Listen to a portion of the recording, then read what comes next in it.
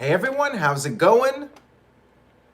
Welcome to the NoDQ.com recap of Friday Night Smackdown for April the 30th, 2021. We had a pay-per-view quality match on this show, the Universal Championship on the line, Roman Reigns defending his championship against Daniel Bryan, and the stipulation was that if Bryan lost, he would be banished from SmackDown. Shout out to everybody in the chat room watching this live, and thank you to everybody watching on demand as well. I appreciate your viewership and your support. Let's go ahead and get started with this recap. We kicked off SmackDown with a Bianca Belair entrance, and there was a video package hyping her up. She is, of course, the SmackDown Women's Champion. Bianca welcomed everyone to SmackDown, but she was quickly interrupted by Rudolph. And they have new music, by the way, which I've already forgotten about. There was other new music that was a bit more memorable. We'll talk about that later. Psycho Jet Black with a $2 super chat says, seriously, whatever happened to Jimmy Uso? Hasn't been cleared. That's the only thing I can think of, but we'll talk more about Jimmy Uso later on. And by the way, I appreciate the super chats from everyone, but I do have a request that you stick to the topic. If you send me a super chat, try to send it in regards to whatever I'm talking about at the moment. If you wish to send me a super chat about Reigns versus Bryan, save it for the main event. Thank you. Anyways, we had the Street Profits interrupt Rudolph, and this week they're back to having the blue solo cups. It's like they're on SmackDown. They had red cups, and I was like, they should go to blue cups. They had blue cups for 1 week, and then they go back to red. Now they're back to blue again. We had Bayley interrupt the Street Profits, so a different type of interruption segment. I mean, they announced a 6-person tag team match, and everybody was making their entrances for the match by interrupting somebody. We had our 6-person match, but before that, Bayley grabbed the microphone from Bianca Belair, started laughing. Bianca punched her. Bianca and Bayley got into a fight. All hell broke loose. Everybody was brawling. And then we had our 6-person match. And OG Crushes with a $2 super chat, thank you for that, says, fun opener, wish that they would merge the tag divisions. You're preaching to the choir, my friend, but thank you for that. And we had our tag team match, holla, holla, holla. Bianca teased wanting to fight Dolph Ziggler, but of course in these types of matches, it's men versus men, women versus women. Dawkins came in, went after Ziggler. Ford did his usual flashy moves, doing the big dive over the top onto the Dirty Dogs, Rudolph, whatever you want to call them. The Top Dogs, as Michael Cole said for several weeks. Bayley set Bianca Belair into the steel steps, giving the heels the advantage for a while, but eventually the faces made a comeback.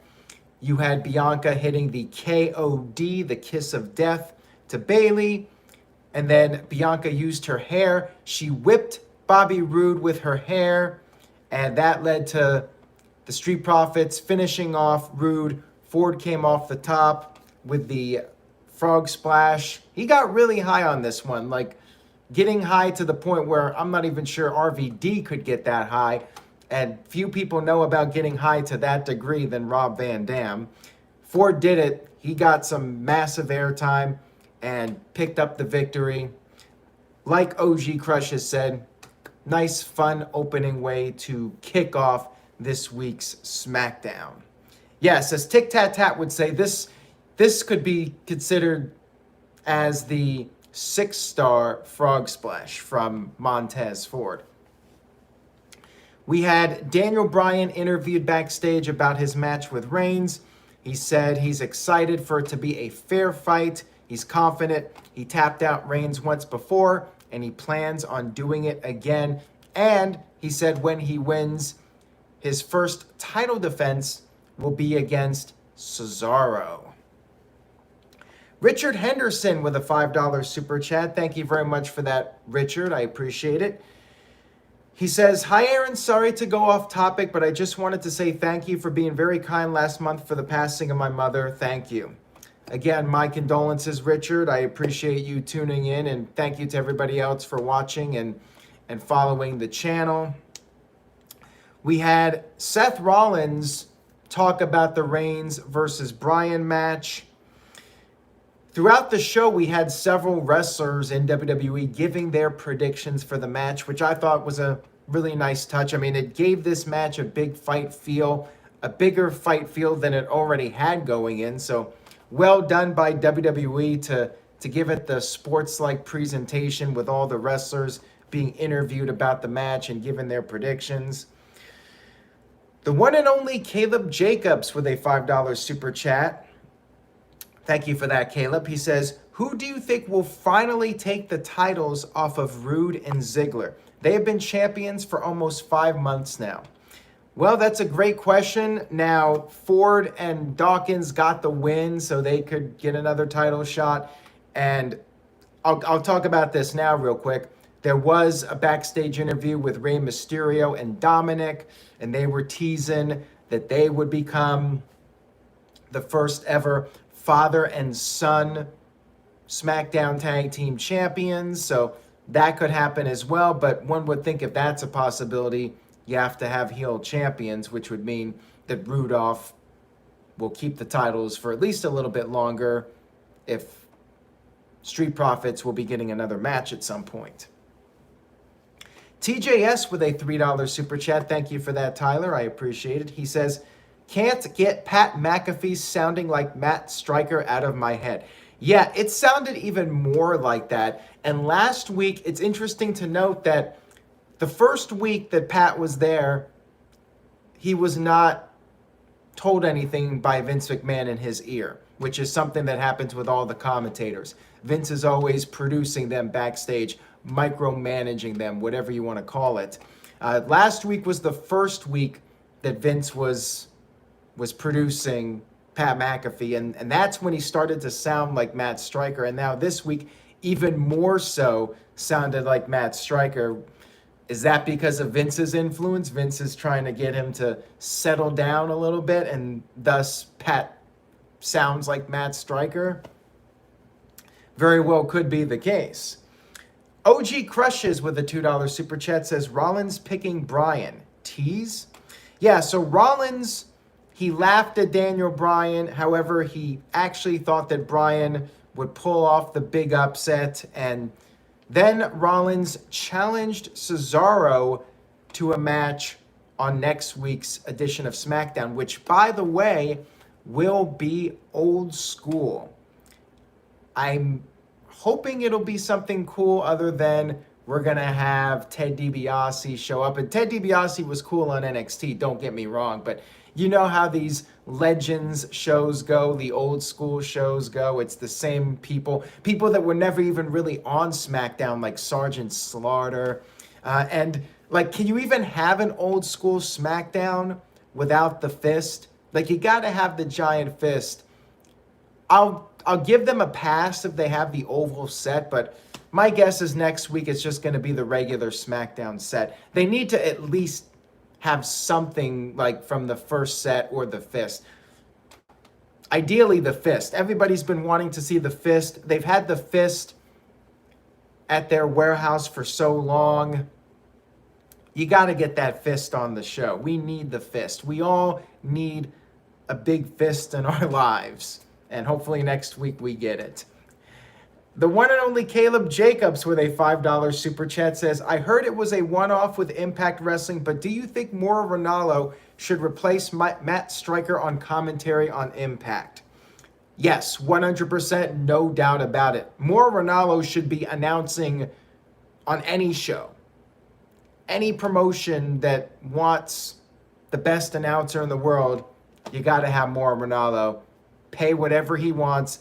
Give him whatever schedule he wants. Let him have his own freedom to do what he wants. and get him on the shows, because that performance on Impact Wrestling, in my opinion, was the single greatest commentary performance in the history of Impact. And with all due respect to Don West and Mike Tenay, they did well, but Mauro Ranallo just gave it a major league feel that Impact Wrestling has not had in a very long time. Psycho Jet Black with a $2 super chat, going off topic here, says, was Sergeant Slaughter overrated? Depends on what your criteria is. Do you think he was a great wrestler? I mean, Sergeant Slaughter was a great character, so I don't think he's overrated in that sense. And he had some decent matches. That match with Pat Patterson in the early 80s was a pretty good match. And the match at WrestleMania 7 with Hogan, it was fine for what it was. He did his job. But it was more about the character, you know, the G.I. Joe. He fit in his era. Like, he was a good character in the 1980s.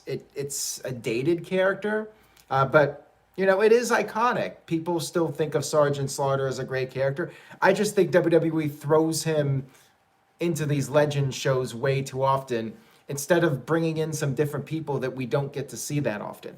Anyways, enough of that. And thank you to everybody for tuning in tonight. For anybody new watching this, if you're enjoying the video, I would very much appreciate it if you could maybe consider subscribing and turning on the notifications for updates from NoDQ.com. All the latest wrestling news and rumors you can check out at NoDQ. The one and only Caleb Jacobs with a $2 super chat says, I love Mauro Ranallo as a commentator. Holy bleep. Absolutely 100% agree with you. All right, back to SmackDown. We had Natalya and Tamina attacking Nia Jax and Shayna Baszler backstage before the scheduled tag team match between these two teams. Natalya went after Tamina's arm for a while, and then, not Tamina, Nia Jax. Natalya went after Nia Jax's arm. Natalya eventually got the hot tag, and then Tamina was tagged back in. Reginald tried to interfere as usual. He got on the apron, as he always does. He got knocked off the top. Natalya went after him. And then Shayna Baszler distracted Tamina, who was on the top. Shayna tagged back in, and then Shayna tried to take Tamina off the top, but it backfired on her. And then Tamina hit the Superfly Splash. Not a very good one, I have to say. And pinned Shayna Baszler. That's right. Shayna Baszler loses again. Wow. I mean, move over Bray Wyatt. Shayna Baszler is the new eater of pinfalls. This was the weakest thing on the show. Like, to me, this was the one blemish on this SmackDown. Like, why are we still seeing these matches with these same people? Why is Tamina and Natalya versus Nia Jax and Shayna Baszler still a thing? Shayna and Nia won at WrestleMania. You move on to something else. Why is this still happening? And Shayna's always taking a loss here. Like, why? Ugh, it's very frustrating. And if I'm upset about it, imagine how Big G feels about it, our NoDQ.com colleague, who is the biggest Shayna Baszler fan in the world. Like, it's just ridiculous. I don't want to see another match with these teams. Move on. Anyways, that's my rant on that match. Booker T predicted Roman Reigns for the match. And then Nakamura went with Daniel Bryan and said that Bryan has too much on the line to lose. We then had the next chapter in the Aleister Black story. Last week we saw the first vignette to reintroduce Aleister Black after being gone for like 5 months. Aleister Black talked about reality and how people build a life on a foundation of lies. And he said the truth is that there is something horribly wrong, and only one person has the keys to escape, and that's Aleister Black. However, he is not going to give us the keys. That son of a bitch.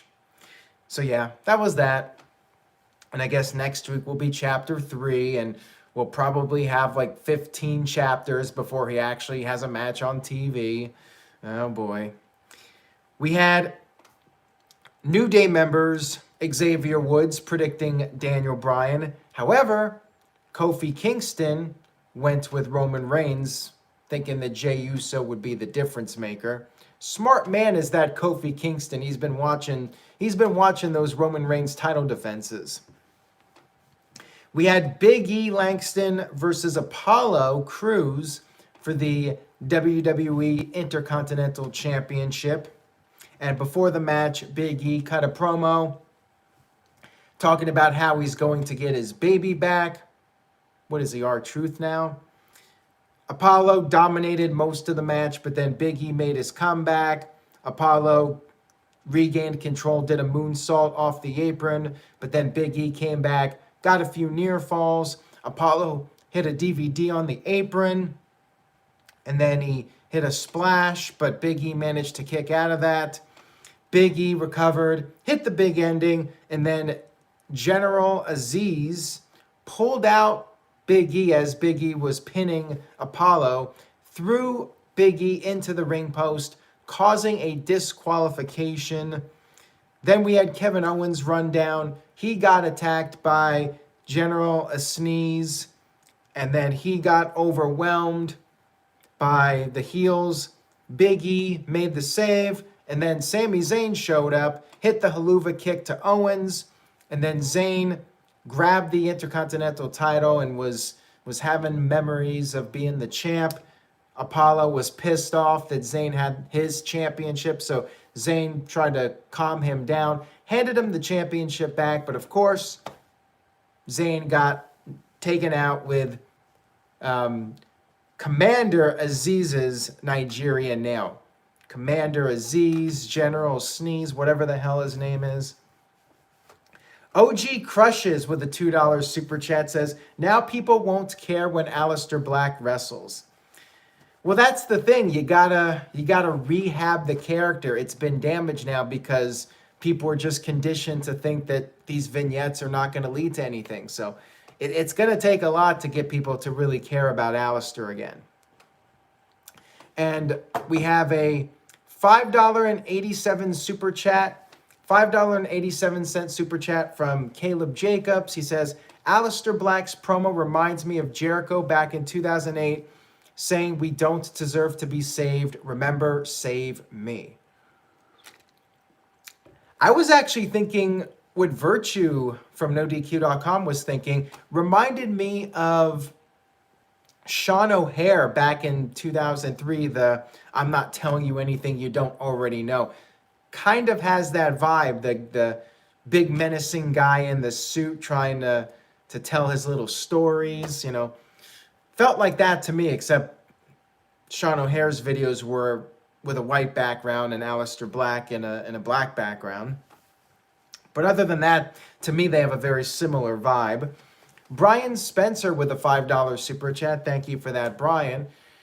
He says, I like Pat McAfee, but we get it. Big E says he wants his baby back. We get it. McAfee repeated it, or McAfee, excuse me, repeated it at least 5 times during the match. Yeah, and what's funny about that is it's R-Truth's line, and Big E's just ripping off R-Truth now, and then McAfee has to say it like 5 times, and every time he says it, I'm thinking of R-Truth. Is R-Truth going to come out and think that the IC title is the 24/7 title? I mean, they might as well have done that at this point. I mean, that's how watered down the IC title has gone at this point. Like, R-Truth coming out would at least give us some extra entertainment value to it. Psycho Jet Black with a $2 super chat. Thank you for that. Says, Akeem is more authentic than Commander Aziz. Well, I do like the move, the Nigerian nail. I think he's pretty entertaining with his execution of it, sticking out his tongue and all that stuff. I'm digging it. I mean, Akeem was just a really stupid gimmick. So it did have its moments, though. Akeem and the Big Boss Man, Twin Towers, they were a pretty cool tag team, but it's too bad Akeem could not have just been the one-man gang. Why did he have to be Akeem? But, nostalgia paints a fond picture of that Akeem gimmick. But, yeah, it was not really a good gimmick, but that was 80s WWF for you. And it was a product of its time. Miz, of course, picked Roman Reigns, saying nobody can take Reigns down, especially Daniel Bryan. We had Cesaro predicting his good friend Daniel Bryan, and then he's going to beat Bryan for the title at WrestleMania Backlash. Cesaro also accepted Rollins' challenge for next week's special edition of SmackDown, the old school SmackDown Rewind, whatever they're calling it. Jose Garza says Akeem or Bart Gunn? Oh, Akeem easily. Akeem over Ricochet at this point. Let's just be real here. We had Paul Heyman cutting a promo saying that Bryan has done all these things. Is he Hall of Fame worthy? Yes, yes, yes. Did he defy the odds? Yes, yes, yes. Is he the ultimate underdog? Yes, yes, yes. But then Heyman said, will he beat Roman Reigns? No, no, no. Of course, great delivery here from Paul Heyman with this promo. The one and only Caleb Jacobs with a $2.98 super chat. Thank you for that. Says, Nia Jax is The Rock's cousin, so no pinfalls for her. Well, she did take one, but Nia has only taken one compared to like the 7 or 8 of Shayna Baszler over the past few months. And like I said on a previous stream, I would argue that with them being tag team champions, they really should not be taking any pinfalls, neither of them. Like, how about building up a tag team by having them beat other teams to become the number one contenders instead of beating the champions and just repeating the same storylines over and over? And King Corbin was the final prediction, said that he does not like either Roman Reigns nor Daniel Bryan, but he hopes Bryan loses. And then we had our main event. We had footage shown from WrestleMania 30 of Daniel Bryan beating Batista and Randy Orton to capture the WWE and World Championships. And Bryan cut a promo before the match saying, actually, I already recapped that. The announcers talked about how could this be the final miracle for Daniel Bryan? Is there one more miracle left in him? And then we had the entrance of Roman Reigns, which was a big discussion point on social media. Roman Reigns has new music, finally. He teased it back in September, saying that when the time was right, he would introduce new entrance music. So what did you guys think about the new music? Thumbs up or thumbs down? And if you're watching this on demand, do me a favor and leave a comment on the YouTube page. Thumbs up or thumbs down for the new music? I liked it. I thought it was better than most of the new WWE themes. I feel like they did put a lot of time and consideration into putting this theme together. It sounded to me like if you're playing a video game and you're fighting that final boss. It had that vibe to it, in my opinion. So I did like it. I did think it was a really good song. Maybe not the best song I've ever heard, but for a first listen, I thought it was very fitting for Roman Reigns' character. I give it a thumbs up. Virtue says, good, just to be more appropriate for his current gimmick. Good point there. Seems like a lot of thumbs up, although Gary said felt very generic. Well, Gary's the AEW fan, so keep that in mind, everybody. I'm going to see who are the people that don't like it, and if they're AEW diehards or not. Love you, Gary, though. OG Crushes with the $2 super chat says, WWE needs to bring back Jim Johnston. I'm with you 100%. Totally agree with you on that, but I don't think that's going to happen. Arco says it's good but not the best. We need best for Roman. Michael Wayne says best theme since The Undertaker's theme. I would disagree with that, Michael Wayne, but it was pretty solid. Ron Burt says I'm on the fence. TJS thinks it needed lyrics. Calvin Bowman said Roman's old music is better. Well, the Shield music is iconic, but, it got dated after a while, and especially with the heel turn, Reigns really needed a change of pace. Greg said he liked the choir bit, but the piano not so much. It's too light, needs to be more aggressive. Fair enough. Mike Mira says it reminded him of something from Zelda. That's what I was thinking too. Something like from Legend of Zelda or a role-playing game when you're fighting that last boss. Hamp Connell says it sounds too much like The Rock. And Virtue says sometimes WWE tweaks new themes after initial debut too. Keep that in mind. Well, that's what Jim Johnston would do.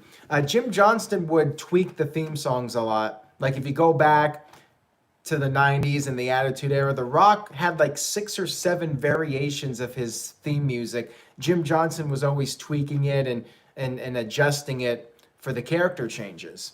And we'll see if they make any changes to Reigns' theme and see if they listen to feedback. But I liked it. I thought it was pretty good. All right, so let's get to the match. We had a lot of piped in crowd noise, but you know what? For a match of this magnitude, all right, fine.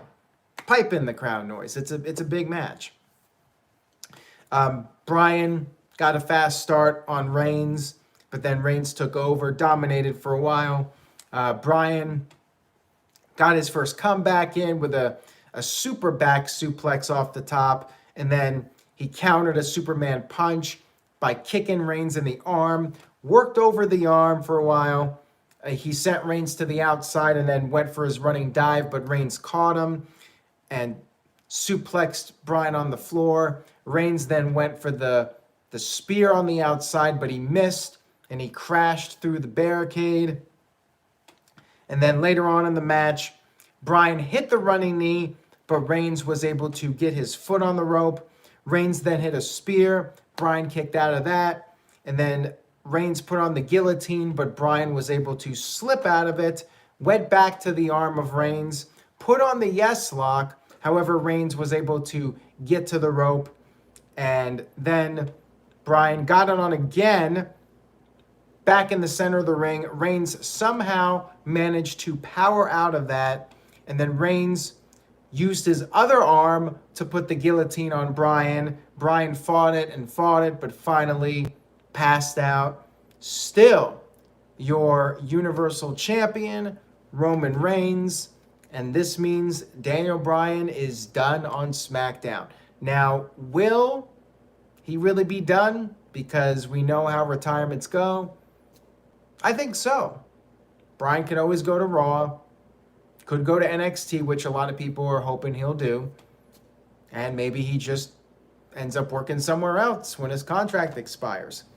Who knows? But I really do think this will be the last time we see Bryan wrestling on SmackDown, because there are other options in WWE. The one and only Caleb Jacobs with a $3 super chat says, every time I hear the old Roman Reigns music, I think of Moxley. Interesting. I have not heard anybody else say that, Caleb. I always think of Roman Reigns when I hear the Shield music. The Game is on 100 with a $2 super chat says, DB got mauled and beaten by our number one tribal chief. Indeed, he did. When I think of the Shield music, I think of Reigns. Rollins had his music, the Burn It Down. Moxley had the music with the revving at the beginning, which was a pretty good song. But yeah, Roman Reigns still the Universal Champion. Beat him clean. No Jey Uso interference. I thought this was fantastic. Match went very long, maybe the majority of the second hour. I mean, I think it started, the actual in-ring action started maybe about a half hour before the end of the show. So a lengthy match with these guys. I think it's the match of the year so far. Like, I thought it was fantastic. Exactly what you needed to do with Reigns. He needed a clean win without the Jey Uso interference. You debuted the new music. Like, it just took Reigns to that next level. And yeah, I thought it was extremely well done. Match was great. Big thumbs up for this. We'll see if they can top it, AEW, with their blood and guts match next week. They got a big match they got to follow, but they could pull it off. I'm definitely not ruling that out. But yeah, so far, I think this was match of the year. Caleb Jacobs with a $2 super chat says, well, the Shield, Roman Reigns, Rollins, and Ambrose. He's still on about the Shield, is Caleb Jacobs. And Hamp Connor with a $2 super chat, thank you, Hamp, says, I'm going to Blood and Guts live. We'll have fun with that. I'm sure it's going to be a very memorable match for sure in AEW, a historic match in AEW. So anyways, there was more.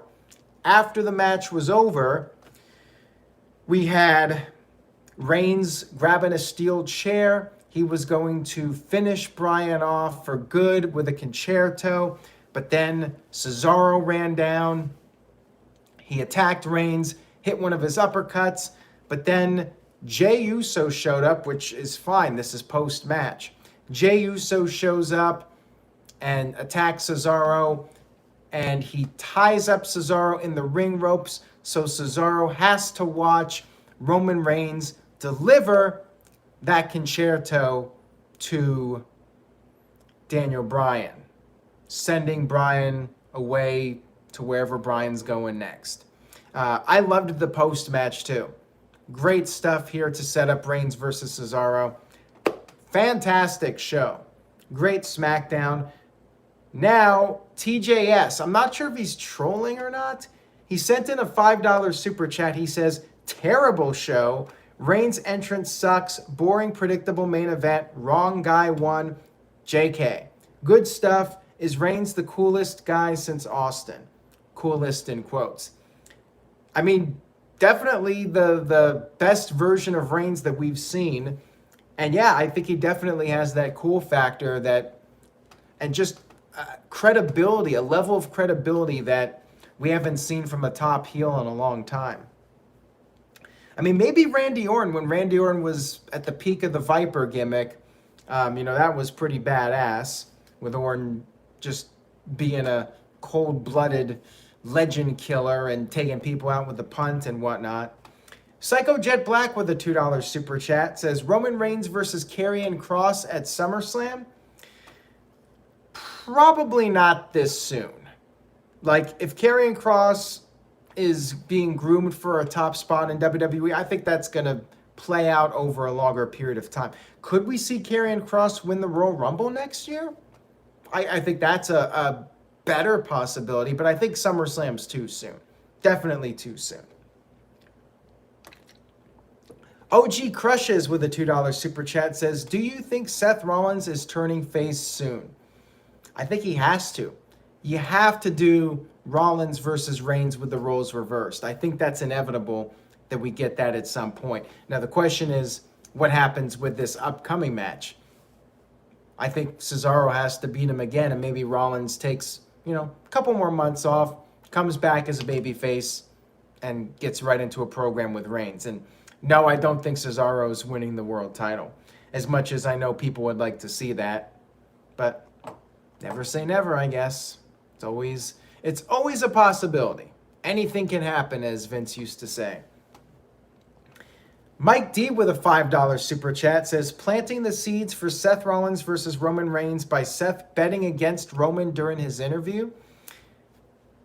Nice call there, Mike D. If WWE actually booked things in advance and thought things out long term, I'd say you're right, but maybe they are. I mean, they have to be thinking of that. You got to have Reigns versus Rollins, and somebody backstage has to be saying, this is an obvious direction at some point, and let's tease everybody. So I would like to think that, yes, they did plant the seeds for that. And Caleb Jacobs with a $2 super chat says, did you notice Bryan didn't actually quit? Yes, I did, Caleb. That's why I said Bryan passed out. When people pass out, that typically means they did not submit. So let's go ahead and do the letter grade for SmackDown. One blemish on this show that saved it, or I shouldn't say saved it, prevented it from being one of the best SmackDowns WWE ever produced, that Nia Jax Shayna Baszler match. That prevented it. I was seriously considering an A+ if it wasn't for that match. If that match was not on this show, this might have been an A+. But I'm going with a solid A. Great SmackDown, one of the best SmackDowns in recent WWE history. Probably the best of the pandemic. Like, I'm struggling to think of a better SmackDown. The Christmas one with the cage match was pretty good. But yeah, this one was right up there. That one where Reigns was talking smack to Jey Uso on the stage and shoving the title in his face, and I feed a family with this. Like, that was a great SmackDown too. But yeah, this one I give a solid A. Highly recommend, of course, if you haven't seen it yet. But I know a lot of you have seen it and you tune in to hear my thoughts, which I very much appreciate. I'm seeing a lot of A's. Arco CC Drink given an A, as does MVP Kev. A lot of A minuses. Dr. NXT Scorpio, Joe Powell, Tic Tat Tat, and Brian Spencer all give it an A minus. And Martin Cruz and Michael Wayne also give it an A. Calvin Bowman with a B+. Marshall Leonard with an A++++. Let's see here. Mike B with a $5 super chat says, hey Aaron, hope you're having a great night. Do you see Daniel Bryan going anywhere besides staying in WWE? I truly would be shocked if he went to AEW. My gut feeling is he will stay with WWE. He's got NXT. I mean, he's got years of matches he could do in NXT. Johnny Gargano, Tommaso Ciampa, Adam Cole, Karrion Kross. There's so many people he can work with. NXT UK, Walter. There's just a couple of years of Daniel Bryan NXT feuds that WWE could do. Daniel Bryan could do the Finn Balor role, be the flagship. I'm hoping Balor comes back to the main roster. Maybe Balor and Bryan could swap, and now Balor can come back and maybe have a feud with Reigns as well, and they could do a program. But yeah, I my gut feeling is Bryan's going to be in NXT for a while, and he's gonna have a lot of great feuds with guys in NXT and help take them to the next level. That's what I'm thinking at this point. Hamp Connor with a $2 super chat says, WWE is going out of business on May 19th. What's May 19th? Oh, May 19th. Why did you do that, Hamp? Not nice. That was not nice of you to bring up that infamous date.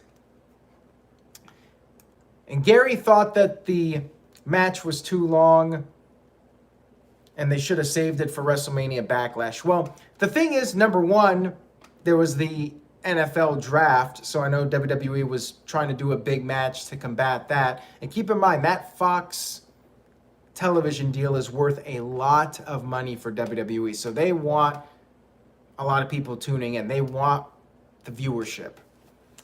I'm not surprised they did this, and since we've already seen Bryan versus Reigns on pay-per-view, you can do their final match on TV, get the big number, and set up Cesaro as the next challenger. I was totally fine with it. Saw no problem with it whatsoever. TJS with a $3 super chat, thank you, Tyler, says, Daniel Bryan and NXT would be giant fish in small pond, huge. Yeah, it would elevate NXT for sure. I think you would get more people watching NXT, or at least being curious about watching it on a weekly basis, with Daniel Bryan being a part of the brand. And Psycho Jet Black with a $2 super chat says, do you fear that Rock would beat Roman for the title? A little bit, but not much, because if The Rock comes back, I think he's just doing a one-off. I really don't think we're going to see The Rock stick around and have a lengthy run in WWE. He is so busy with Hollywood. He's older now. There's the whole liability with a possible injury. If he comes back, I really think it's going to be a one-off, and it's not going to be a scenario where he wins a championship. Maybe Roman loses the title and we still get Reigns versus Rock without a title on the line. And it really doesn't need a title. I mean, Reigns could end up dropping it well before whenever The Rock is available, and they could still do that match, just Tribal Chief versus Rock. Rock's going to try to put Roman in his place. Easy story there. You don't need a title. Hamp Kana with the $2 super chat says they're going against the NFL draft, though. Yeah, exactly. I mean, that was probably a big factor in having this match on SmackDown, to try and get a big number, as big of a number as possible. And Darren's birthday is May 19th. And you know what? In about an hour or so, it's going to be May. May the 1st be with you, everyone. Thank you for tuning in for the No DQ recap of SmackDown. And again, if you enjoyed the video, I would appreciate if you could give it a like, leave a comment with your favorite moment of SmackDown and least favorite moment, subscribe, and tell a friend, spread the word, share a link to this video on social media. Any of that would be very much appreciated. So thank you guys again. Take care, everybody. Enjoy your weekend, and I will see you all next time.